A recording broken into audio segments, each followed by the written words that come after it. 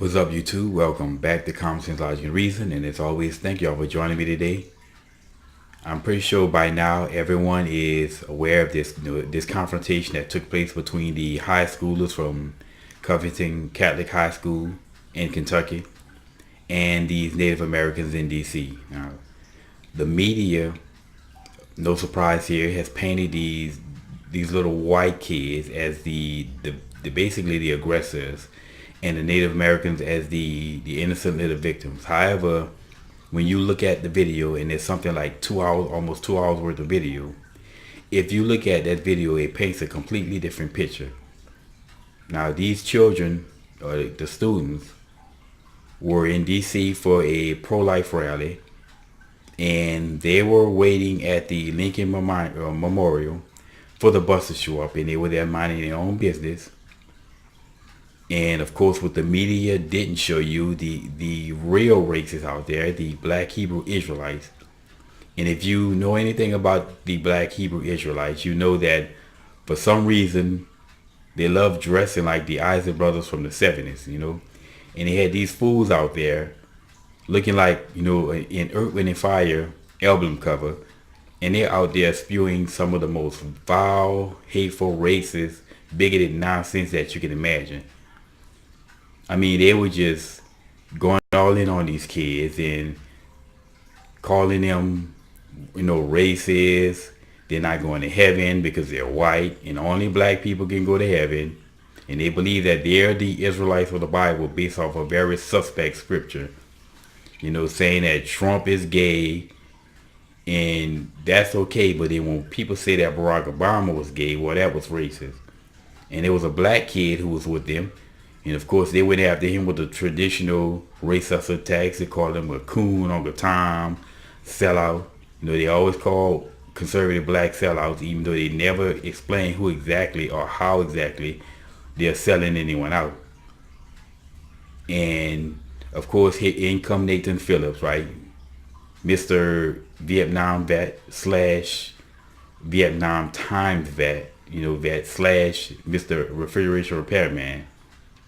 The Native Americans were out there, and they had an indigenous people rally, and supposedly, allegedly, he claimed to, in trying to quell the tension between the two groups, he got between them. But he didn't go to the people, the black Hebrew Israelites who were spewing all the hate and rhetoric and racist. He went to the white kids. He went up to them. Nobody surrounded him. As he claimed, they surrounded him, and he felt unsafe. He went up to them, and he was beating his drum, and he got in the face of Nicholas Sandman. The infamous video that we all see when Sandman was smiling, and he had the audacity to, grin. The absolute nerve to grin while this guy was beating the drum, inches from his face. And, we've heard of, driving while black, but I guess smirking while white is a thing now. But those kids were just sitting there minding their own business. And of course, CNN come in and do damage control. Now, they interviewed both people, both Nick Sandman and Nathan Phillips. They basically, when they interviewed Nick Sandman, they basically, again, try to make him to be the victim, asking him what could he have done to avoid the situation, even though he didn't approach no one. He was standing there, and asking him, could he have walked away? Again, he didn't walk anywhere. He was standing there in his spot, where waiting for the bus, right, with all the other students. And you got CNN come in and saying that he standing there with the smirk, it was an aggressive posture. That's an aggressive posture. Now, walking up to someone and beating the drum in their face, I guess that must be a passive posture, which is ridiculous. Now, I think fake news needs to be addressed with. They need to be held accountable for their actions, because they put these children's lives possibly in danger by putting this fake story out there that they clearly know was fake, because obviously they had to have the same video that everyone has, but they cut and edited the small frame trying to make the kids looked bad, but when they were actually the victims in this. So they knew what they were doing, and now these children, because of a fake news media, have received death threats. You know, Sandman and his family received threats. They had threatened to attack the family business, you know, their livelihood, in true social justice warrior fashion. You know, the school has had to shut down. I think maybe 2 days. I know one day for sure, but I think another day they had to shut down because of death threats. All because of a fake news media and a fake news article reporting. They need to be held accountable for their action. Now, thankfully, the families have hired a lawyer, and the lawyer has threatened to go after anyone who didn't retract their story. And I guess they gave them like a certain amount of time by which they had to retract their story.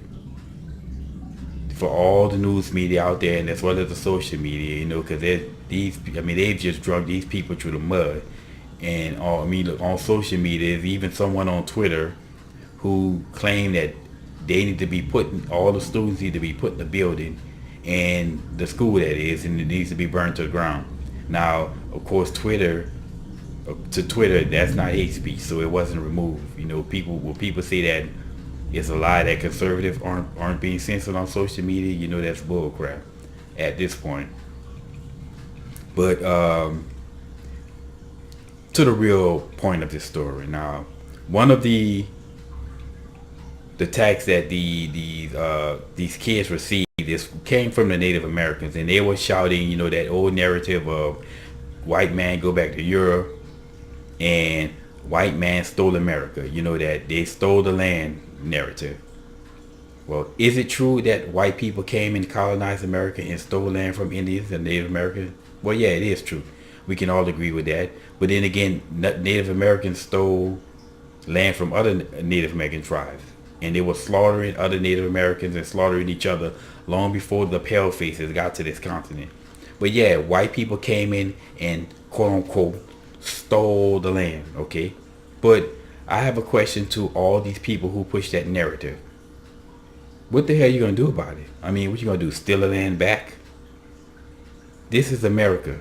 And yeah, we can acknowledge the past, but how are you going to change the past? Okay? White people came in and they took the land, but they also created one of the freest and the best economic systems in the world.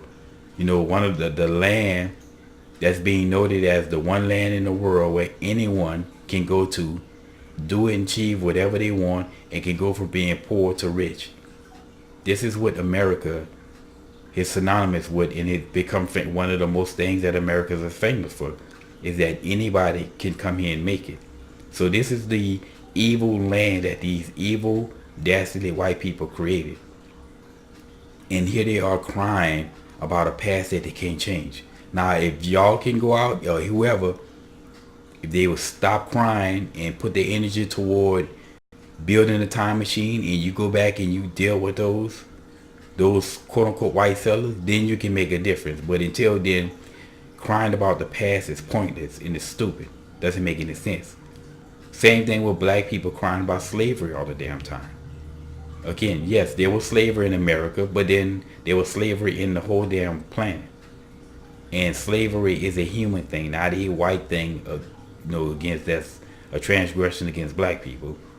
Okay, there's been slavery on this planet since human beings have been there. Regardless if you think that we evolved from monkeys or a creator put us here.